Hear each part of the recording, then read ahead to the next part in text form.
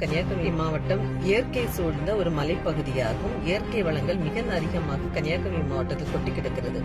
ஆனால் இந்த இயற்கையை அழித்தே தீர்வேன் என்று கக்கணம் கட்டிக்கொண்டு சில குவாரிக்காரர்களும் சில உடந்தைகளுடன் இந்த இயற்கையை அழித்து லாரிகளில் கனிம வளங்களை கொடுத்து பிற அடுத்த மாநிலமான அண்டை மாநிலமான கேரளாவுக்கு கடத்தி சென்று கொள்கிறார்கள்.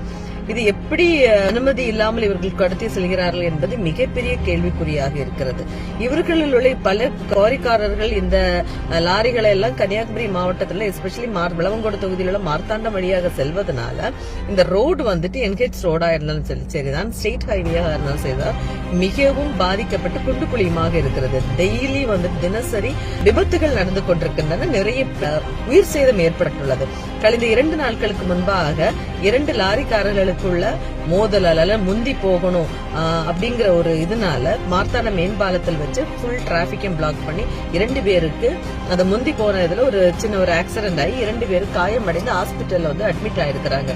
இது எதை காட்டுகிறது என்றால் தங்களால் எதுவும் செய்யலாம் அல்லது கன்னியாகுமரி மாவட்டம் ஒரு மாஃபியா கொள்ளைக்காரர்களான குவாரி முதலாளிகளிடம் சிக்கி உள்ளதோ என்ற ஒரு ஐயம் ஏற்பட்டுள்ளது.